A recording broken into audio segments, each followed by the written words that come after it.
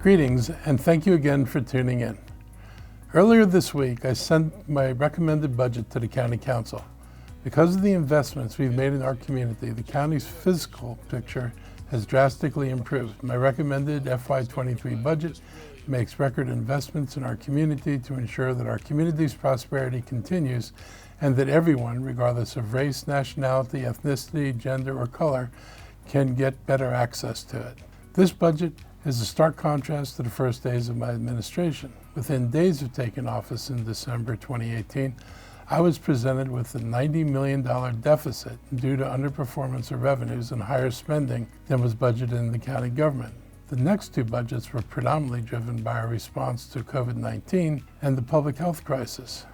There's a lot of exciting news throughout this budget. I encourage you to visit montgomerycountymd.gov/OMB for all the details. This week, I wanted to address four specific areas of funding: our historic levels of education funding, public safety investments, efforts to combat climate change, and record funding toward providing more affordable housing. Investing in our students is important. This budget provides record funding for Montgomery County Public Schools. The county's contribution is also at a record level. This investment far exceeds the state's maintenance of effort requirement by over $117 million, and spending will increase by $718 per student. My recommended budget provides enough resources to fund 100% of student needs. It fully funds salaries, benefits, and all of the programs that MCPS and the Board of Education had in their budget. This pandemic has been extremely difficult for our students and school staff, and I'm pleased to be able to fund their needs and investing in our safety. My recommended budget provides enough resources for 100% of the students' needs. It fully funds salaries, benefits, and all of the programs that MCPS and the Board of Education had in their budget. This pandemic has been extremely difficult for our students and school staff, and I'm pleased to be able to fund their needs. We're also investing in public safety. Through our state and nation, we have seen an increase in crime, and Montgomery County has not been immune to this troubling trend. 2 budget cycles ago, I proposed raising the salaries of our police officers, which were among the lowest in the region and impacting our ability to recruit, so we could move more quickly to fill vacant positions and compete for the best and qualified officers to serve our residents. At that time, the council did not pass the recommended funding, opting instead for a same services budget. I'm pleased to bring this proposal back, and I hope that the council will agree that these salary increases are needed and deserved. In addition to strengthening the competitiveness of the police compensation in relation to neighboring jurisdictions, I'm adding a police officer and a civilian administrative support position to the recruit team to boost our efforts to attract top talent to the police force.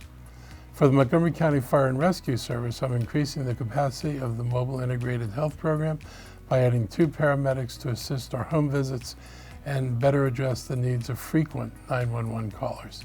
This budget also adds a permanent EMS system capacity officer to coordinate patient transport to hospitals and balance emergency department loads.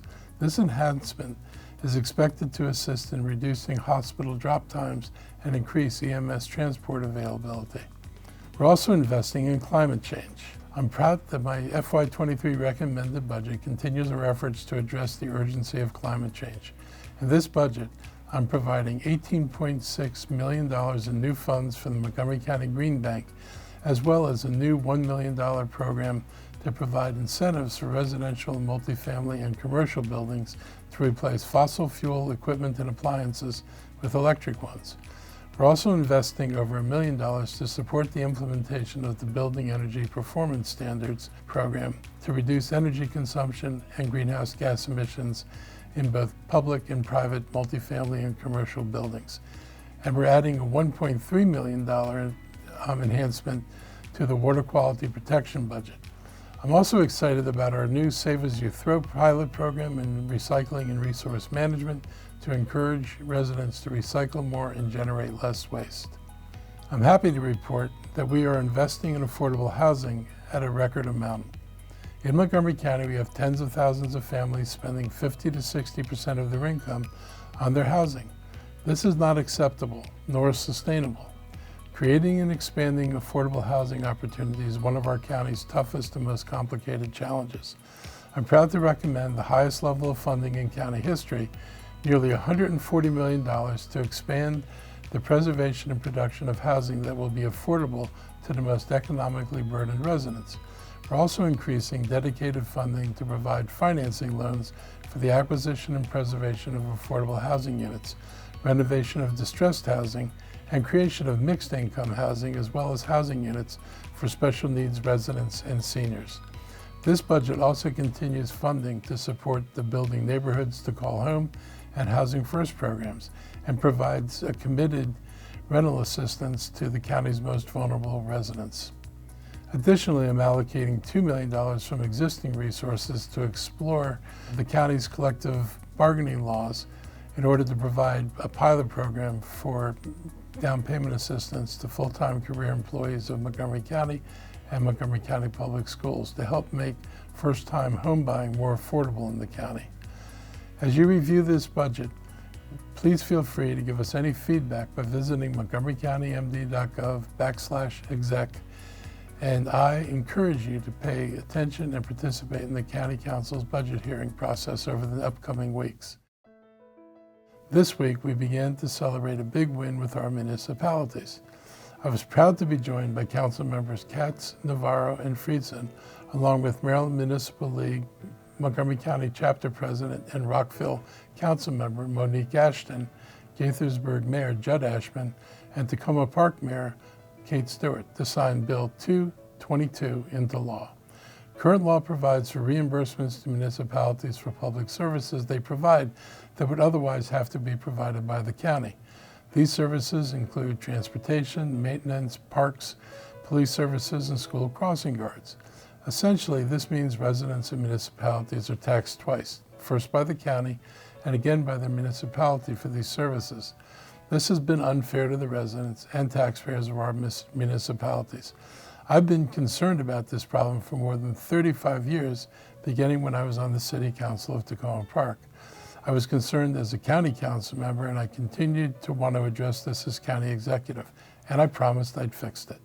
I am thrilled to finally remedy this problem.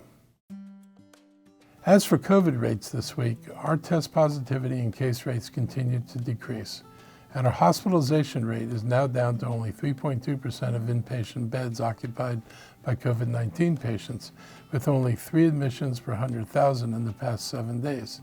And just last week, we had no COVID patients in our ICUs for a period of 48 hours.